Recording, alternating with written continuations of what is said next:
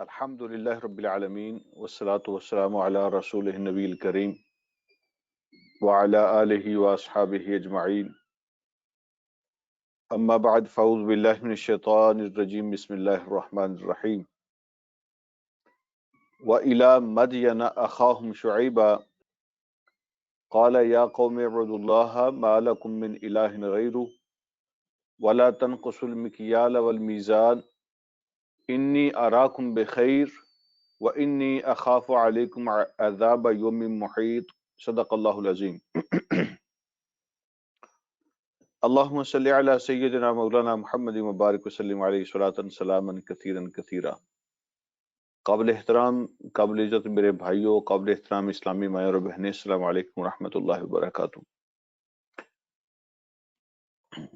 سورہ ہود اور اس کی آیت نمبر 84 سے آج کا ہمارا سبق سٹارٹ ہو رہا ہے، اور آج کے سبق میں یہ حضرت شعیب علیہ الصلوۃ والسلام اور ان کی قوم جو ہے مدین والے، ان کا ذکر ہے۔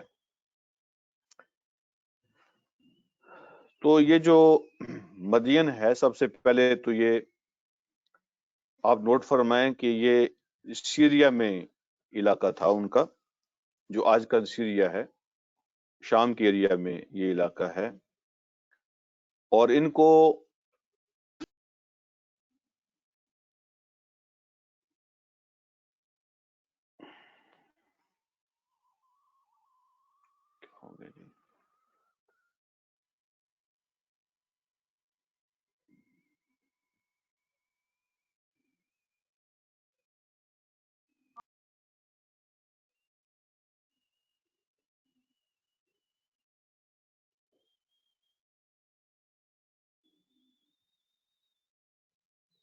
جی سوری، میری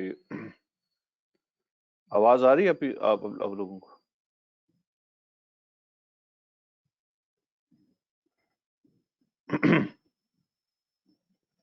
جی، میری سکرین جو ہے وہ آف ہو گئی تھی۔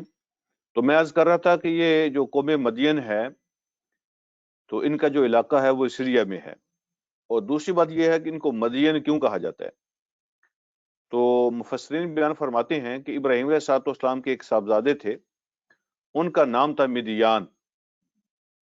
تو یہ جو قوم ہے یہ ان کی نسل ہے، تو مدیان بن ابراہیم کی یہ اولاد ہیں، اس لیے ان کو مدین کہا جاتا ہے۔ تو انہی کے نام سے علاقے کا نام پڑ گیا، انہی کے نام سے قوم کا نام پڑ گیا۔ تو کچھ نے ان کا نام مدین ہی بیان کیا، کچھ نے مدیان بیان کیا، تو انہی کے نام پہ علاقے کا نام اور انہی کے نام پہ قوم کا نام پڑ گیا۔ اور یہ شعیب علیہ الصلوۃ والسلام، ان کی طرف اللہ رب العالمین نے نبی بنا کر بھیجے۔ تو اگین یہاں پر بھی قرآن نے یہی الفاظ استعمال فرمائے، وَإِلَى مَدْيَنَ أَخَاهُمْ شُعَيْبًا، کہ مدین والوں کی طرف انہی کے بھائی شعیب کو بھیجا۔ یہ جو فرماتے ہیں نا، میں ایک دفعہ ریمائنڈر کے لیے عرض کر دیتا ہوں کہ اللہ جب بھی کسی نبی کا ذکر کر رہے ہیں تو فرماتے ہیں کہ انہی کے بھائی کو بھیجا۔ مطلب یہ ہے کہ جو نبی ہوتے ہیں وہ کوئی اوپری شخصیت نہیں ہوتے ان کے لیے، وہ انہی کے اندر جوان ہونے والے، انہی کے اندر پلنے بڑھنے والے، انہی کے اندر رہنے والے، ان کے کلچر کو جاننے والے، ان کے رسم و رواج کو جاننے والے، ان کے مسائل کو جاننے والے ہوتے ہیں۔ تو کوئی اوپرا اور اجنبی آدمی ایسا نہیں کہ ان کو کوئی پریشانی ہو سمجھنے میں۔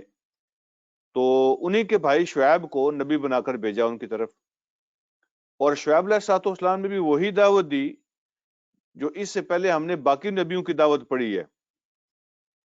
قال یا قوم اعبدوا اللہ ما لکم من الہ غیرہ، اے میری قوم کے لوگو، اللہ رب العالمین کی عبادت کرو، اور اس کے علاوہ تمہارے لیے کوئی عبادت کے لائق ہے ہی نہیں،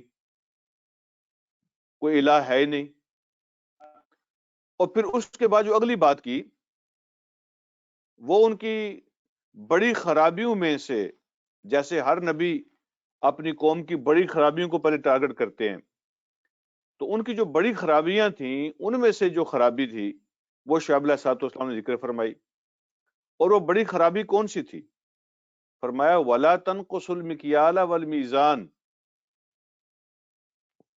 اور کمی نہ کرو۔ تنقصو یہ نقص سے نکلا ہے، نقص کا معنی ہوتا ہے کمی، کوئی عیب ہو جانا، کم کر دینا۔ ولا تنقصوا المکیال، اور نہ کمی کرو جب تم چیزوں کو ناپتے ہو اور ماپتے ہو. کوئی میجرمنٹ کرنی ہو نا، میجرمنٹ کرنی ہو تو اس کو مکیال کہتے ہیں. والمیزان، اور وزن کے اندر، یعنی ناپ کے اندر بھی اور وزن کے اندر بھی لوگوں کو مال کم نہ دو. جب تم ماپ کے کوئی چیز دیتے ہو یا تول کے کوئی چیز دیتے ہو تو ماپ اور تول میں کمی نہ کرو. اور پھر فرمایا کہ انی اراکم بخیر، میں تمہیں دیکھ رہا ہوں کہ آج تم خوشحال ہو. خیر کا معنی دولت بھی ہوتا ہے، خوشحالی ہوتا ہے. میں تمہیں دیکھ رہا ہوں کہ آج تمہیں دولت ملی ہوئی ہے، تم خوشحال زندگی بسر کر رہے ہو، پراسپیرٹی ہے. وَإِنِّي أَخَافُ عَلَيْكُمْ عَذَابَ يَوْمٍ مُحِيطٍ، اور میں تمہارے بارے میں ڈرتا ہوں اس دن کے عذاب سے جو سب کو گھیرے میں لے لینے والا ہے. تو یہاں پہ آپ دیکھیں کہ جو قوم مدین ہیں، شعیب علیہ الصلوۃ والسلام کی قوم، ان کی جو بڑی بڑی خرابیاں تھیں نا، ان میں سب سے پہلے تو عقیدے کی خرابی تھی. یعنی شرک کے عقیدے کی خرابی کے بعد جو سب سے بڑی خرابی تھی وہ بزنس پیپل تھے، بزنس نیشن. تو جو کسی کا پیشہ ہوتا ہے نا، جو کسی کی فیلڈ ہوتی ہے، اسی پیشے اور فیلڈ کے اندر ہی خرابیاں پیدا ہوتی ہیں. اس سے متعلقہ، اس پیشے سے اور فیلڈ سے متعلقہ خرابیاں پیدا ہوتی ہیں. ہمیشہ ایسا ہی ہوتا ہے. جو آدمی بزنس کرتے ہوں گے تو وہ بزنس کے اندر کرپشن کریں گے. جو آدمی قانون کی فیلڈ میں ہوتے ہیں تو وہ قانون کے اندر کمزوریاں تلاش کرتے ہیں. جو کسی بھی فیلڈ کے اندر بندہ ہوتا ہے تو اسی کی فیلڈ سے متعلقہ ان کے اندر خرابیاں پیدا ہوتی ہیں. تو وہ جو قوم تھی شعیب علیہ الصلوۃ والسلام کی، وہ بزنس پیشہ لوگ تھے. تو بزنس کے اندر جو خرابیاں پیدا ہوتی ہیں وہ ان کے اندر پیدا ہو گئی تھی. سب سے بڑی خرابی تو ہوتی ہے دھوکہ بازی. تو بزنس کے اندر دھوکہ بازی آ گئی تھی، کرپشن جس کا نام آج کل ہے. تو بزنس کے اندر وہ کرپشن کیا کرتے تھے. وہ کیسے کرپشن کرتے تھے؟ جب چیز کو ماپتے تھے تو ان کے جو لینے کی پیمائش ہوتی ہے وہ ڈیفرنٹ ہوتی تھی، جو دینے والی پیمائش ہوتی ہے وہ ڈیفرنٹ ہوتی تھی. جب کسی چیز کو تولتے تھے تو جب وہ چیز لیتے تھے تو اس کا تولنا مختلف ہوتا تھا، جب دیتے تھے تو وزن کے اندر وہ ڈنڈی مارتے تھے، کرپشن کرتے تھے. تو جب بندہ سالوں سے یا نسلوں سے ایک کام کرتا آ رہا ہوتا ہے وہ اس میں ایکسپرٹ ہو جاتا ہے. اس کام کی جو ہے نا وہ اندر باہر ساری چیزوں سے واقف، ان سائڈ آؤٹ وہ جاننے لگ جاتا ہے. اور پھر وہ طریقے بھی نئے نئے اس کو آ جاتے ہیں کرپشن کرنے کے اور دھوکہ دینے کے. اللہ رب العالمین نے، آپ اندازہ فرمائیں کہ یہ جو سوشل کرپشن ہوتی ہے یہ کتنا بڑا گناہ ہے یا کتنی بڑی بیماری ہے کہ اللہ نے اپنے نبی کو جو بڑا مقصد دیا ہے جا کے قوم کو سمجھانے کا، وہ عقیدے کے بعد ان کی یہ جو معاشرتی اور معاشی کرپشن ہے، سوشل کرپشن ہے، وہ ہے نبی کا ٹارگٹ. تو اللہ رب العالمین بڑے بڑے جو گول ہوتے ہیں وہ ذکر کرتے ہیں. تو شعیب علیہ الصلوۃ والسلام کا جو بڑا گول ذکر کیا اپنی قوم کو سمجھانے کے لیے تو وہ سوشل کرپشن ہے، اور یہ جو معاشی کرپشن ہے وہ ہے. عام طور پہ لوگ سمجھتے ہیں کہ اس کا دین کے ساتھ کیا تعلق ہے. اگر خدا نخواستہ ایک آدمی سبزی تول رہا ہے، غلہ تول رہا ہے، کوئی چیز تول کے دیتا ہے، ویٹ کر کے دیتا ہے، اس کے اندر وہ ڈنڈی مارتا ہے، تو اس کا دین کے ساتھ کیا تعلق ہے؟ یہ ٹھیک ہے خرابی ہے، غلط کام ہے، لیکن نمازوں کے ساتھ، دین کے ساتھ اس کا کیا تعلق ہے؟ بیسیکلی دین نام ہی دنیا کو ٹھیک کرنے کا ہے. اگر کسی کی دنیا ٹھیک نہیں نہ ہوتی تو اس کا مطلب یہ ہے کہ اس کا جو دین کا کانسیپٹ ہے وہی ٹھیک نہیں ہے. جتنی بھی عبادتیں اللہ نے مقرر فرمائی ہیں، نماز ہے، روزہ ہے، زکوٰۃ ہے، حج ہے، باقی جتنی عبادتیں ہیں، یہ ساری عبادتیں جو ہیں اس کا پرپز ہی دنیا ٹھیک کرنا ہے. اور اگر ان عبادتوں کو بندہ کرتا ہے لیکن وہ کہتا ہے کہ جی یہ الگ ہیں اور دنیا داری الگ ہے، تو وہ دین کو ہی نہیں سمجھا. اس کے دین کا جو تصور ہے وہی غلط ہے. دین ہوتا ہی دنیا ٹھیک کرنے کے لیے، اور اچھا ایک دیندار ہوتا ہی وہ ہے جس کی دنیا ٹھیک ہوتی ہے. اور جس کی دنیا ٹھیک ہوتی ہے آخرت ٹھیک ہوتی اسی کی ہے. جس کی دنیا ٹھیک نہیں ہوتی کبھی بھی اس کی آخرت ٹھیک نہیں ہو سکتی. یہ تو یعنی ایک چیز جو ہے نا وہ نتیجہ ہے دوسری چیز کا. آخرت جو ہے نا وہ نتیجہ ہے دنیا کا. اگر دنیا ٹھیک نہیں ہوگی تو آخرت کیسے ٹھیک ہوگی؟ تو اسلام کے نزدیک یہ چیزیں چھوٹی نہیں ہیں. آپ کے ایمان کو چیک کرنے کا یہ پیمانہ ہے، آپ کے دین کے تصور کو چیک کرنے کا یہ پیمانہ ہے. تو اللہ رب العالمین نے اپنے نبی کو جو بڑا ٹاسک دیا ان میں سے ایک یہ تھا کہ یہ جو مالی کرپشن کرتے ہیں، یہ جو سوشل کرپشن کرتے ہیں، تو ان کو ٹھیک کرو. تو عقیدے کے بعد اللہ کی عبادت کی دعوت دینے کے بعد ذکر کیا کہ ماپ اور تول میں کمی نہ کرو، اور پھر فرمایا انی اراکم بخیر. آج تو میں دیکھ رہا ہوں تمہیں مال تو مل رہا ہے، تمہارا بزنس خوب چمک رہا ہے، تم منافع کما رہے ہو کرپشن کر کے، دولت تو آ رہی ہے اور تم خوش ہو کے دولت آ رہی ہے.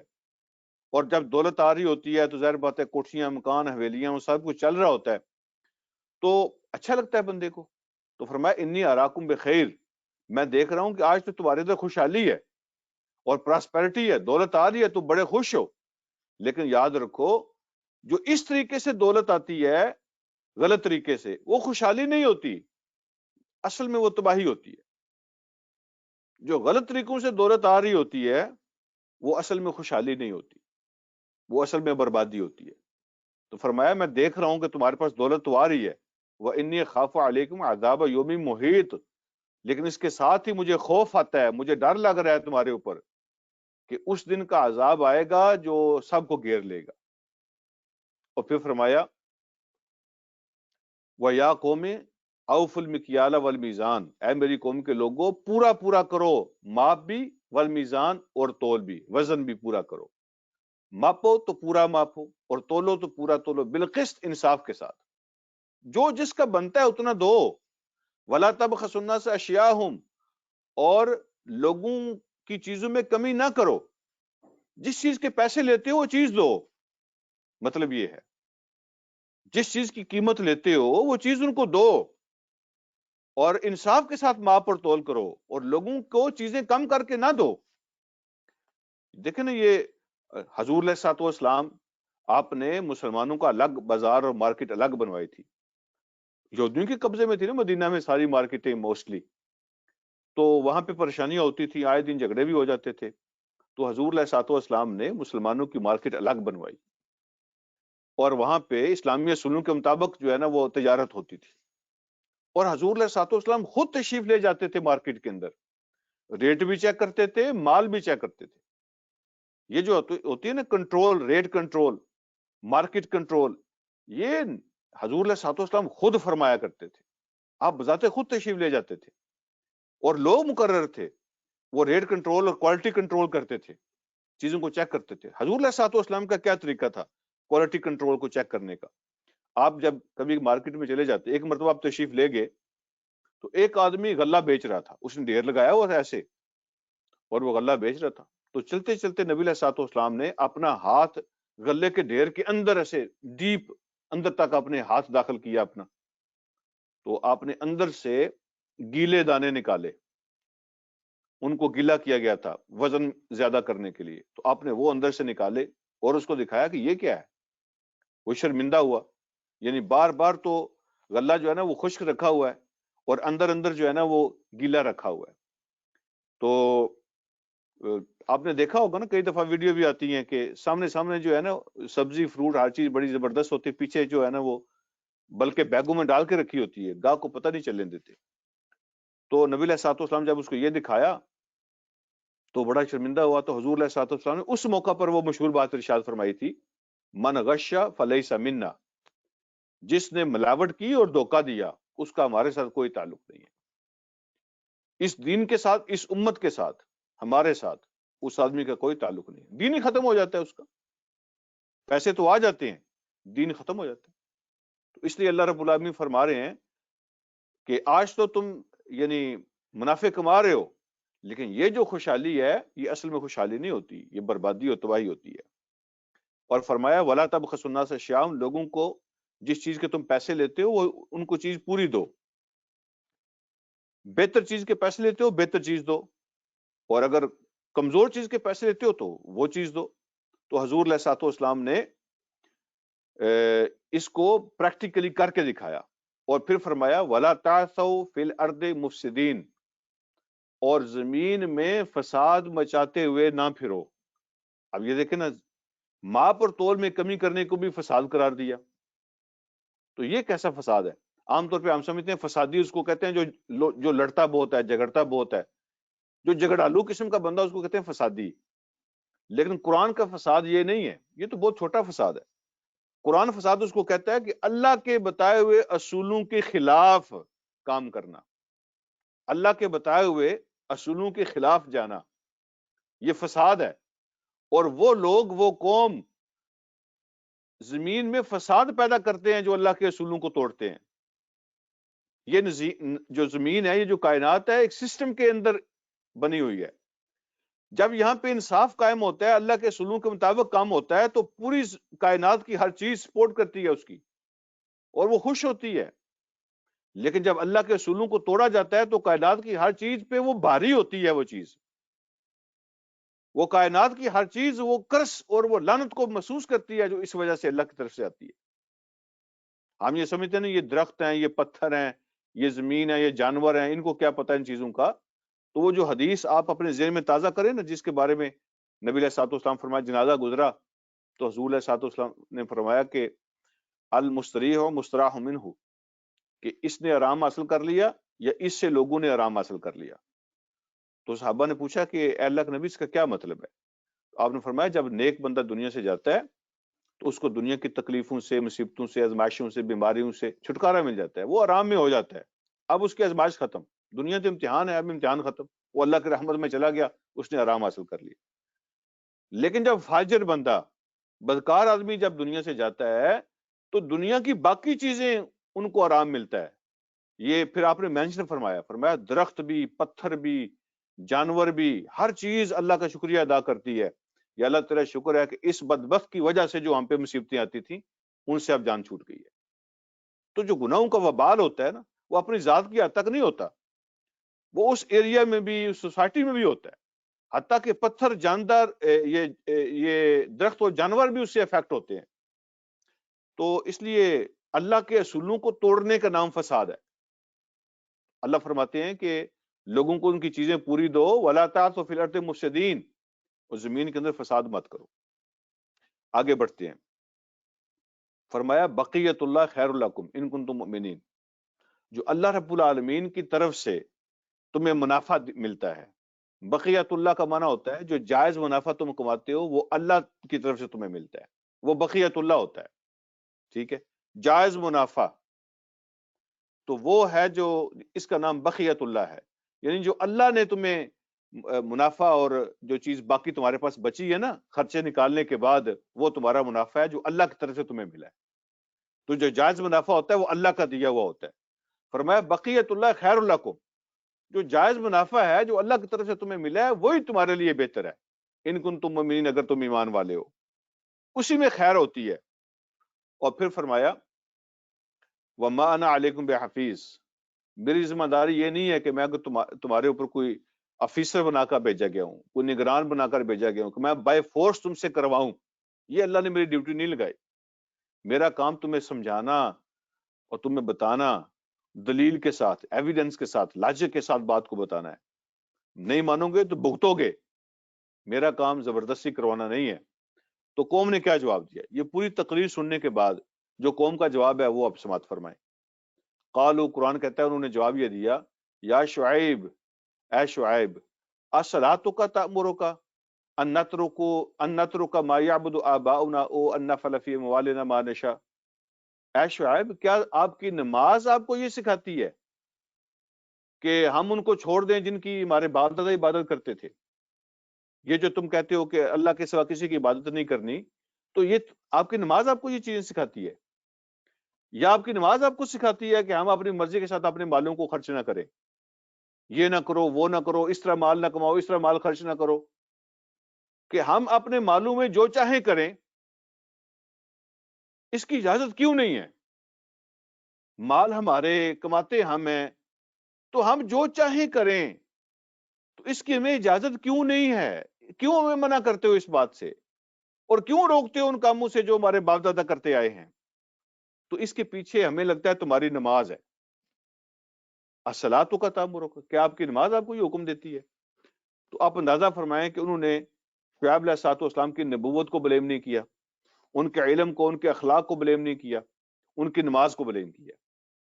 یعنی نماز ایک ایسی صورت ہے کہ جس کی زندگی میں نماز اپنی اصلی حالت میں ہوتی ہے، اصلی کانسیپٹ کے ساتھ. اس کو پتا ہو نماز ہوتی کیا ہے، میں کیا پڑھتا ہوں نماز کے اندر، تو وہاں برائی نہیں رہتی. نماز جو ہے نا وہ کرپشن کو اور برائی کو نہیں رہنے دیتی. یہ اللہ رب العالمین نے خود قرآن میں فرمایا ہے کہ نماز کی یہ کوالٹی ہے، لیکن شرط یہ ہے کہ نماز ہماری نماز ہو. وہ عادت نہیں ہے جو ہم نے پوری کرنی ہے، یہ کسی اٹھک بیٹھک ایک ایکسرسائز کا نام نہیں ہے. جب ہمیں پتا ہو کہ نماز کیا ہوتی ہے، تو انہوں نے بھی شعیب علیہ الصلوۃ والسلام کی نماز کو بلیم کیا. یہ جو آپ نمازیں پڑھتے ہو نا، یہ ہمیں لگتا ہے آپ کی نمازیں آپ کو یہ سکھاتی ہیں کہ ہم جو باپ دادا جن کی عبادت کرتے تھے ان کو چھوڑ دیں اور ہم اپنے معلوم اپنی مرضی نہیں کر سکتے. یہ کیسی بات ہوئی؟ اور پھر ساتھ انہوں نے کہا انک لانت الحلیم الرشید. تو ہم تو آپ کے بارے میں سمجھتے تھے انک لانت الحلیم الرشید، بے شک آپ تو ہمارے نزدیک بڑے سمجھدار اور بڑے نرم طبیعت کے آدمی ہم آپ کو سمجھتے تھے، بڑے ہمبل، بڑے کائنڈ. حلیم کا معنی ہمبل اور کائنڈ، اور رشید کا معنی سمجھدار.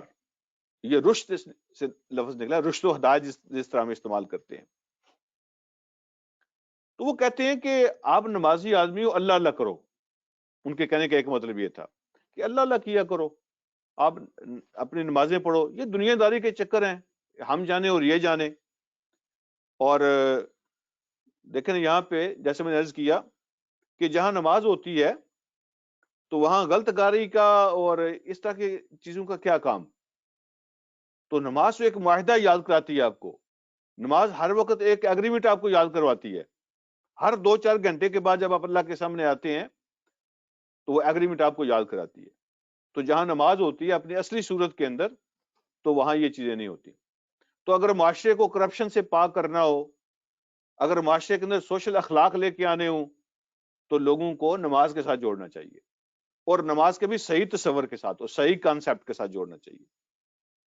تو ہمیں یہ سیکھنے کی ضرورت ہے کہ نماز اصل میں ہے کیا، اور یہ عبادت اتنی بڑی اللہ نے کیوں رکھی ہے، اور کیوں اللہ نے ہر 2-4 گھنٹے کے بعد لوگوں کو بلایا ہے سب کچھ چھوڑ کے میرے سامنے حاضر ہو جاؤ. آگے کیا ہوا؟ قال یا قومی، تو شعیب علیہ الصلوۃ والسلام نے قوم کا جواب سنا اور پھر کہا اے میری قوم کے لوگوں، ارأیتم ان کنت علی بینۃ من ربی، تمہارا کیا خیال ہے کہ اگر میرے پاس میرے رب کی طرف سے مجھے بینہ بھی ملی ہوئی ہو، وہ جو فطرت اللہ رب العالمین نے انسان کی نیچر کے اندر سب کچھ دیا ہوا ہے، وہ زندہ اور بیدار ہو، میں وہ روشنی اپنے اندر رکھتا ہوں جو اللہ نے میرے زمین کے اندر رکھی ہے، وہ میری روشنی زندہ ہے. تو اگر وہ روشنی بھی ہو میرے اندر جس سے میں سب کچھ دیکھ رہا ہوں، اللہ رب العالمین نے مجھے وہ فطرت بھی عطا کی ہو، مجھے ضمیر بھی دیا ہو، تو پھر بھی تمہارا کیا خیال ہے کہ مجھے ایسے ہی کرنا چاہیے جو تم کہہ رہے ہو؟ وَرَزَقَنِي مِنْهُ رِزْقًا حَسَنًا، اور اللہ رب العالمین نے اپنی طرف سے مجھے بہترین اور عمدہ رزق بھی عطا کیا ہوا ہے. یعنی دیکھو نا، میں بھی تو نمازیں پڑھتا ہوں اور ساتھ تمہارے بزنس بھی کرتا ہوں، میں بھی اسی قوم سے ہوں، میرا بھی یہی پیشہ ہے، میں وہ کام نہیں کرتا جو تم کرتے ہو، اس کے باوجود اللہ پاک نے مجھے بہترین رزق عطا فرمایا ہوا ہے. تو یہاں پہ ایک لفظ کی طرف میں آپ کی توجہ چاہتا ہوں، فرمایا وَرَزَقَنِي مِنْهُ، اور وہ مجھے دے رہا ہے رزق اپنی طرف سے. اور کیسا رزق؟ رزقاً حسن، عمدہ بہترین رزق. تو اس کا مطلب یہ ہوتا ہے کہ میری دکان مجھے رزق نہیں دے رہی، میرا بزنس مجھے رزق نہیں دے رہا، یہ ایک سورس ہے، ایک ذریعہ ہے جو سامنے ہے، لیکن اصل میں اس کے پیچھے، اس کے ذریعے سے جو رزق مجھے ملتا ہے وہ میرے رب کی طرف سے ملتا ہے. یہ جو گاہک آتے ہیں میرا رب بیچتا ہے، ٹھیک ہے، اور یہ جو بزنس چلتا ہے وہ رب اس کو چلاتے ہیں. تو اصل میں جو رزق ملتا ہے وہ رب کی طرف سے ملتا ہے. تو میں بھی وہ بزنس کرتا ہوں جو تم کرتے ہو، لیکن میں وہ فساد نہیں کرتا جو تم کرتے ہو. اس کے باوجود میرے رب نے مجھے بہترین اور عمدہ رزق عطا کیا ہوا ہے. اور پھر کہا وَمَا أُرِيدُ أَنْ أُخَالِفَكُمْ إِلَىٰ مَا أَنْهَاكُمْ عَنْهُ، میں یہ نہیں چاہتا کہ میں اس کی مخالفت کروں جو جس چیز سے میں تمہیں منع کرتا ہوں. مطلب یہ کہ میں تمہیں تو روکوں لیکن میں خود وہ سارے غلط کام کروں. تو ایسا میں نہیں کر سکتا کہ واس تو میں تمہیں کچھ اور کروں اور کام میں کچھ اور کروں. تو میں جو کچھ میں کہہ رہا ہوں، جس بات سے میں تمہیں منع کر رہا ہوں، میں پہلے خود کرتا ہوں. ایسا نہیں ہو سکتا کہ تمہیں کسی بات سے منع کروں اور میں اس کے خلاف کام کروں. ان اريد الا الاصلاح، اے میری قوم کے لوگوں، میرا اس کے سوا کوئی ارادہ نہیں ہے سوائے اصلاح کے. ان اريد، نہیں میں کوئی ارادہ رکھتا، میں کچھ نہیں چاہتا، الا الاصلاح، سوائے اس کے کہ میں چاہتا ہوں تم ٹھیک ہو جاؤ، ہمارا معاشرہ ٹھیک ہو جائے، ہماری سوسائٹی ٹھیک ہو جائے، تمہارا کردار ٹھیک ہو جائے. میں تو یہ چاہتا ہوں. اس کے علاوہ نہ میں ووٹ لینا چاہتا ہوں، نہ میں مطلب میں گدی چاہتا ہوں، نہ میں حکومت چاہتا ہوں، نہ میں طاقت تم سے مانگ رہا ہوں، نہ تم سے پیسے مانگ رہا ہوں. ان اريد الا الاصلاح، میں کوئی نیم اور فیم کے لیے تمہارے پیچھے نہیں پڑا ہوا کہ میں کوئی بڑا آدمی بننا چاہتا ہوں اس لیے تمہارے پیچھے. ان اريد الا الاصلاح، کوئی اور میرا ارادہ نہیں ہے، میں کچھ اور نہیں چاہتا سوائے اس کے کہ سوسائٹی ٹھیک ہو جائے.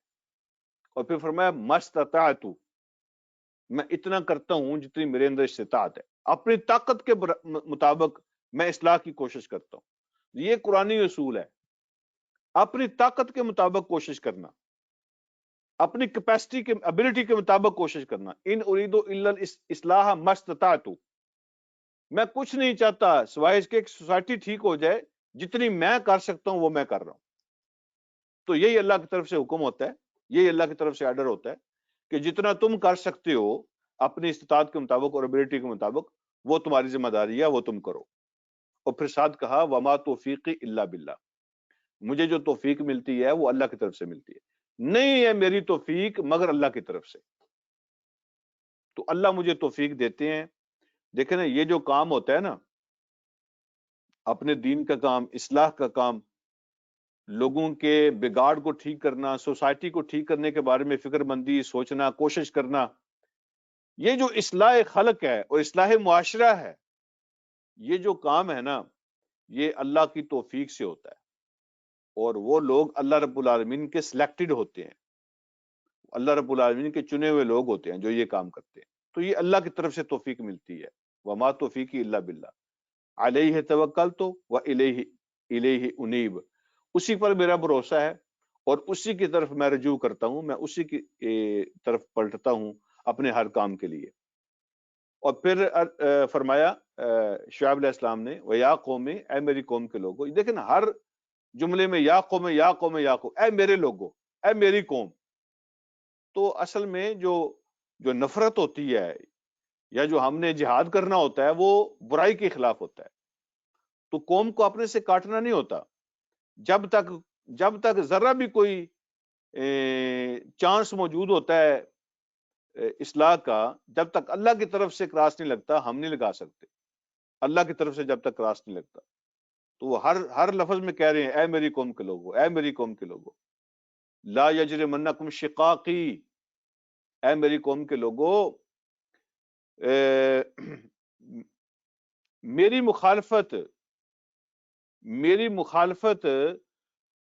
تمہیں جرم کرنے پر آمادہ نہ کرے. میری ضد میں آ کے جرم مت کرو. مطلب اس کا یہ ہے، اے میری قوم کے لوگوں، میری ضد میں آ کے، کہ چونکہ آپ کی پارٹی دوسری ہے، آپ کا مسلک دوسرا ہے، آپ ہماری بات نہیں، آپ کا طریقہ کچھ اور ہے، لہذا ہم تو آپ کی بات نہیں مانیں گے. دیکھنا یہ ہوتا ہے ویلڈ پوائنٹ ہے کہ نہیں، ٹھیک ہے، لاجک اس میں ہے کہ نہیں، بات صحیح ہے کہ نہیں. تو اگر درست بات ہے اور واقعی وہ اصول کے مطابق ہے تو اس کو فالو کرو. میری ضد میں آ کے گناہ مت کرو. بہت سارے گناہ ایسے ہوتے ہیں زندگی کے اندر جو واقعتاً ہم ضد میں کرتے ہیں، تعصب میں کرتے ہیں. بہت سارے کام ہم ضد میں کرتے ہیں اور ہمیں پتہ ہوتا ہے کہ صحیح ہیں اور فلاں غلط ہے فلاں صحیح ہے، لیکن ہم ضد کے اندر آ کے کرتے ہیں. تو فرمایا یا قومی، اے میری قوم کے لوگوں، لا یجرمنکم شقاقی، میری مخالفت اور میری ضد تم سے جرم نہ کروائے، جرم نہ کرو میری ضد میں آ کے. ان یصیبکم مثل ما اصاب قوم نوح، کہ تم ایسے جرم کرو کہ تم پر بھی وہ عذاب آ جائیں جیسے قوم نوح پر آئے تھے. میری ضد میں آ کے، میری مخالفت میں آ کے وہ جرم نہ کرو کہ تم پر بھی وہ عذاب آ جائیں جو قوم نوح پر آیا تھا، او قوم ہود، یا جو وہ عذاب آ جائے جو قوم ہود پہ آیا تھا، او قوم صالح، یا وہ عذاب آ جائے جو صالح علیہ السلام کی قوم پہ آیا تھا. وما قوم لوط منکم ببعید. اور یاد رکھو یہ جو لوط کی قوم پہ عذاب آیا تھا تو قوم لوط تو تم سے کوئی دور نہیں ہے، یعنی ان کا زمانہ اور ان کا ایریا دونوں وہ کوئی بہت بڑا گیپ نہیں ہے. یعنی تم سنتے آ رہے ہو ان کے ساتھ کیا ہوا، یعنی کوئی 300-400 سال کا فرق ہوگا، یعنی یہ شعیب علیہ السلام کی قوم کے اندر اور لوط علیہ السلام کی قوم کے اندر. ٹھیک ہے. اور ایریا بھی، یعنی فلسطین کا ایریا اور سیریا کا ایریا قریب قریب تھے. تو جب علاقہ بھی قریب ہو اور قبیلے اور کلچر بھی سیم ہو تو لوگ جو ہے نا یہ سینہ بسینہ ایک نسل سے دوسری نسل تک کہانیاں اور سٹوریاں چلتی رہتی ہیں. تو یاد کرایا کہ ٹھیک ہے، یعنی نوح علیہ السلام بھی اور قوم ہود بھی اور قوم صالح بھی بہت پرانی ہو گئی ہیں، لیکن قوم لوط تو یہ کوئی بہت پرانی نہیں ہوئی. ابھی تک تم ان کے قصے کہانیاں سن رہے ہو، اور ان کا علاقہ بھی جہاں پہ عذاب آیا تھا وہ بھی تمہارے سامنے ہے، تم اس کو دیکھ سکتے ہو. تو قوم لوط تو تم سے کوئی زیادہ دور نہیں ہے. تو ایسے جرم مت کرو جب مثالیں ہمارے سامنے موجود ہوں. مثال موجود ہو، ایک تو یہ کام ہوا نہیں ہے، ایک ہے کہ مثال موجود ہے ہمارے سامنے کہ ایسا ہو چکا ہے اور کئی دفعہ ہو چکا ہے کہ جو لوگ حدوں کو کراس کرتے ہیں ان کے ساتھ یہ ہوتا ہے. تو جب ہو چکا ہے، نوح علیہ السلام کی قوم سے ہوا، ہود کی قوم کے ساتھ ہوا، صالح کی قوم کے ساتھ ہوا، اور یہ تمہارے سامنے کی بات ہے لوط علیہ السلام کی قوم کے ساتھ بھی ہوا. اور پھر اپنی قوم کو دعوت دی اور فرمایا وَاسْتَغْفِرُوا رَبَّكُمْ ثُمَّ تُوبُوا إِلَيْهِ إِنَّ رَبِّي رَحِيمٌ وَدُودٌ. اے میری قوم کے لوگوں اپنے رب سے معافی مانگ لو. وَاسْتَغْفِرُوا رَبَّكُمْ. اور یہاں بھی لفظ پر اگر آپ غور فرمائے نا کہ یہ نہیں کہا وَاسْتَغْفِرُوا رَبِّي، میرے رب سے معافی مانگ لو، تو قوم کا رشتہ رب کے ساتھ جوڑا. وَاسْتَغْفِرُوا رَبَّكُمْ، اس سے معافی مانگ لو جو تمہارا رب ہے. وہ تمہارا دشمن نہیں ہے، وہ تمہیں سزا دے کے اور عذاب دے کے خوش نہیں ہوتا. وہ تو تمہارا رب ہے جو صبح و شام تمہیں سانس دیتا ہے، تمہیں زندگی دیتا ہے، تمہیں دنیا کی چیزیں دیتا ہے. یہ دن اور رات کا سسٹم اس نے تمہارے لیے بنایا. یہ گرمی سردی کا نظام، یہ دھوپ چھاؤں کا نظام، یہ سارا کچھ وہ تمہارے لیے کر رہا ہے. وَاسْتَغْفِرُوا رَبَّكُمْ، اپنے رب سے معافی مانگ لو. ثُمَّ تُوبُوا إِلَيْهِ، پھر واپس اس کے پاس آ جاؤ، اس کے پاس واپس آ جاؤ. ان ربی رحیم ودود، بے شک میرا رب وہ رحم کرنے والا بھی ہے، محبت کرنے والا بھی ہے. ودود یہ ود سے نکلا ہے، محبت کرنا. بے شک میرا رب رحم کرنے والا بھی ہے، محبت کرنے والا بھی ہے. اگلی آیت کو دیکھیں، پیج کو اوپر کر دیں.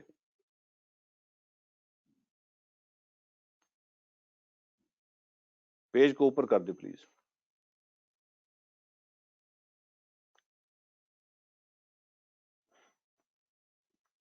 وَاسْتَغْفِرُوا رَبَّكُمْ ثُمَّ تُوبُوا إِلَيْهِ، رب سے استغفار کرو، معافی مانگ لو، پھر اس کی طرف رجوع کرو، واپس آ جاؤ. ان ربی رحیم ودود، بے شک میرا رب رحم کرنے والا بھی ہے، محبت کرنے والا بھی. اس کے بعد فرمایا قالوا یا شعیب، تو وہ قوم نے جواب دیا اے شعیب ما نفقہ کثیرا مما تقول. تو یہی ہوتا ہے جواب عام طور پہ. قالوا یا شعیب، انہوں نے کہا اے شعیب ما نفقہ کثیرا مما تقول، ہماری سمجھ میں نہیں آتا یہ جو تم کہتے ہو ان میں سے اکثر باتیں ہماری سمجھ میں نہیں آتی، ہمیں نہیں پتا تم کیا کہہ رہے ہو. تو یہ عجیب عجیب باتیں جو ہے نا، یہ ہم تو نہیں سمجھتے تم کیا کہتے ہو. ہمارا مال ہے، ہم اس کو استعمال کریں، یہ دنیا داری ہے، یہ دس ہے، یہ دیٹ ہے، یہ زمانے کے تقاضے ہیں، یہ ہے، یہ وہ ہے. پتہ نہیں آپ کس دنیا میں رہتے ہو، پتہ نہیں آپ کیسی باتیں کرتے ہو. تو پھر یہی جواب ہوتا ہے. قالوا یا شعیب، نے کہا اے شعیب ما نفقہ کثیرا مما تقول، ہمیں تو بہت کچھ سمجھ نہیں آ رہا جو تم کہتے ہو.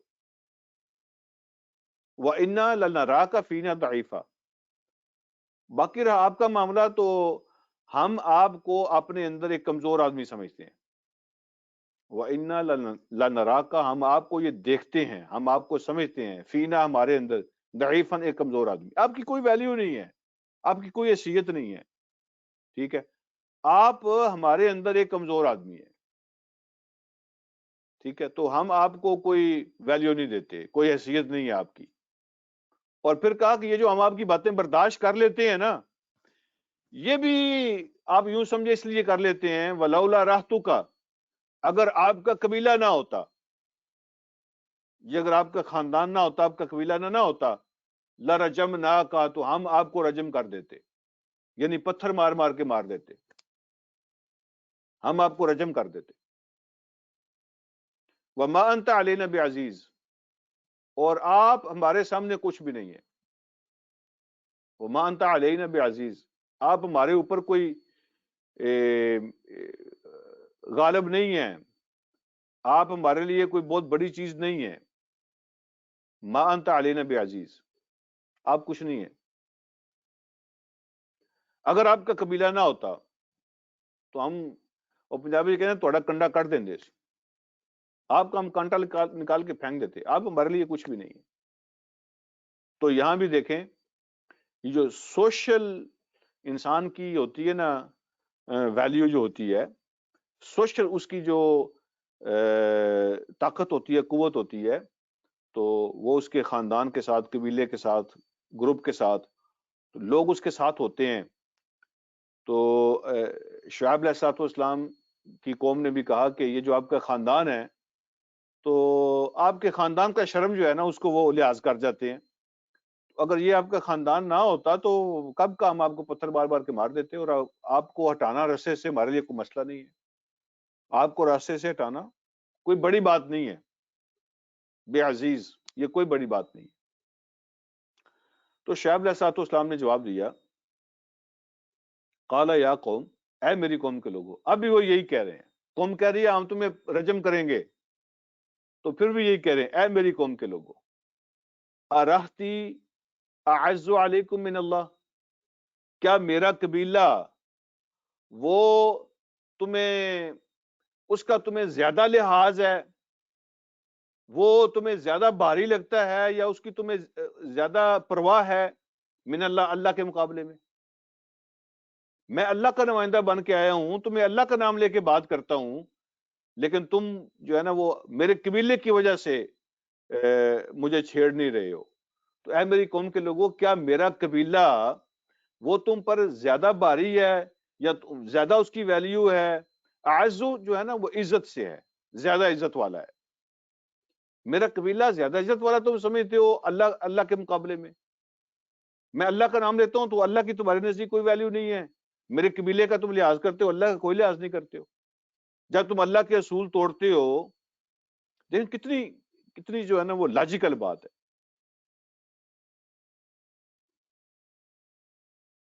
آپ جو ہے نا بہت سارے کام لوگوں کے سامنے نہیں کرتے، لوگ کیا کہیں گے.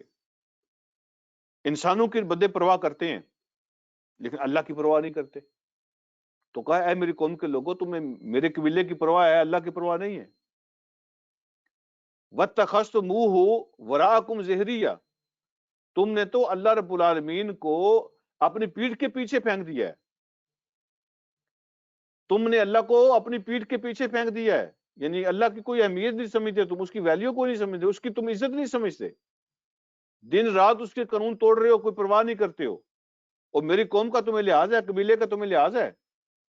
وَاتَّخَذْتُمُوهُ وَرَاءَكُمْ ظِهْرِيًّا، تم نے اپنی پشت کے پیچھے پھینک دیا اللہ رب العالمین کو. ان ربی بما تعملون محیط، یاد رکھنا بے شک میرا رب جو کچھ بھی تم کر رہے ہو ہر چیز کو گھیرے ہوئے ہے. میرا رب ہر چیز کو گھیرے ہوئے ہے. اور پھر کہا یا قوم، اگین اے میری قوم کے لوگوں، اعملوا علی مکانتکم، ٹھیک ہے تم اپنی جگہ پہ اپنے اعمال کرتے جاؤ. اعملوا علی مکانتکم، تم اپنی جگہ پہ اپنے کام کرتے جاؤ. انی عامل، میں اپنی جگہ پہ اپنا کام کروں گا. مجھے جو ڈیوٹی اللہ نے دی ہے وہ میں نے کرنی ہے. تو جب تک میں ہوں میں وہ اپنا کام کروں گا. تم اپنے کام پہ ڈٹے رہو، میں اپنے کام پہ ڈٹا ہوا ہوں. میں تو اس کو نہیں چھوڑ سکتا تمہاری دھمکیوں کی وجہ سے. ٹھیک ہے تم اپنے راستے پہ چلو، میں اپنا کام کروں گا. سوف تعلمون من یاتی عذاب یخزی، اور وقت دور نہیں ہے، ان قریب تمہیں پتہ چل جائے گا کہ کس پر آتا ہے وہ عذاب جو رسوا کر دینے والا ہے. کس پر آتا ہے وہ عذاب جو رسوا کر دینے والا ہے. ومن ہوا کاذب، اور کون ہے جو جھوٹ بول رہا ہے. ان قریب تمہیں پتہ چل جائے گا عذاب کس پر آتا ہے جو رسوا کر دے گا، اور پتہ چل جائے گا کون ہے جو غلط بات کرتا ہے، کون ہے جو جھوٹ بولتا ہے. وَارْتَقِبُوا إِنِّي مَعَكُمْ رَقِيبٌ. ٹھیک ہے تم بھی انتظار کرو، میں بھی تمہارے ساتھ انتظار کرتا ہوں. تو انجام دیکھ لیں گے، تم بھی دیکھ لو گے، میں بھی دیکھ لوں گا. تم بھی انجام کا انتظار کرو اور میں بھی انجام کا انتظار کرتا ہوں. یہ لائف زندگی فار ایور تو نہیں ہے نا، اس نے ختم تو ہونا ہے. تو تم بھی اینڈ کا انتظار کرو، میں بھی اینڈ کا انتظار کرتا ہوں. پھر کیا ہوتا ہے دیکھتے ہیں.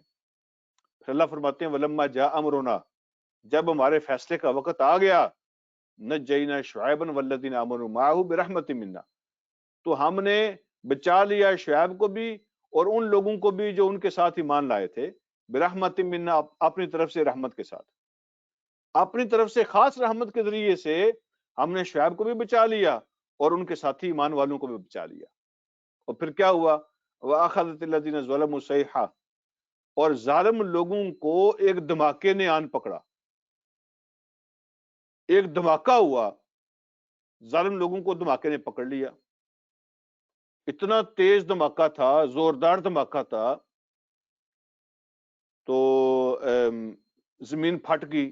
اتنی وہ سخت آواز تھی، کان پھٹ گئے، جگر پھٹ گئے. فَأَصْبَحُوا فِي دِيَارِهِمْ جَاثِمِينَ، اور وہ اپنے گھروں کے اندر اونڈے پڑے ہوئے تھے، لاشیں پڑی ہوئی تھی اپنے گھروں کے اندر. ایسا دھماکہ ہوا کہ بس اس دھماکے نے سب کو برباد کر دیا. جگر پھٹ گئے ان کے، اور وہ لاشوں کی لاشیں منہ کے بل گرے پڑے تھے.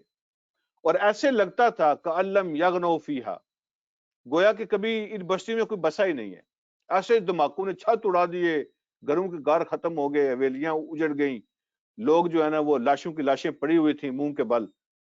تو ایسے لگتا تھا ان کھنڈرات میں کبھی کوئی رہا ہی نہیں ہے. کَأَن لَّمْ يَغْنَوْا فِيهَا، گویا کہ وہ کبھی یہاں بسے ہی نہیں تھے. الا بعدا لمدین، غور سے سنو، لعنت پڑ گئی اللہ کی مدین والوں پر. بعد کا مطلب ہوتا ہے اللہ نے رحمت سے دور پھینک دیا، ان پہ اللہ رب العالمین کا عذاب، پھٹکار پڑ گئی ان پہ اللہ کی. اللہ کی لعنت پڑ گئی مدین والوں پر. کما بعدت ثمود، جس طرح اللہ رب العالمین کی کو اللہ کی طرف سے دور اٹھا کے پھینک دیا گیا تھا سمود کو، ایسے ہی دور اٹھا کے پھینک دیا گیا مدین کو رحمت سے دور. تو اللہ کا عذاب آ گیا، اللہ کی لعنت آ گئی اور پڑ گئی، اور اللہ کی پھٹکار پڑ گئی مدین والوں پر جیسے پھٹکار پڑی تھی سمود والوں پر. ان کا بھی وہی انجام ہوا ان کا بھی وہی انجام ہوا جو ان کا ہوا تھا. تو بتانے کا مطلب قرآن کا یہ ہے کہ جو لوگ بھی اس طرح کرتے ہیں، پھر اللہ کی رشتہ داری تو کسی کے ساتھ نہیں نہ ہوتی. اللہ تو اصول کے مطابق فیصلے کرتے ہیں. تو جو بھی ایسے کام کریں گے پھر ان کا انجام ایسے ہوگا. تو یہ آج کا سبق تھا. اگلے سبق میں اللہ رب العالمین موسیٰ علیہ السلام کی جو زندگی ہے اور ان کی قوم کی جو سٹوری ہے اس کی ایک ایپیسوڈ ہمارے سامنے پیش کر رہے ہیں. اللہ ہم سب کو سمجھنے کے عمل کی توفیق عطا فرمائے. وآخر دعوانا الحمدللہ رب العالمین.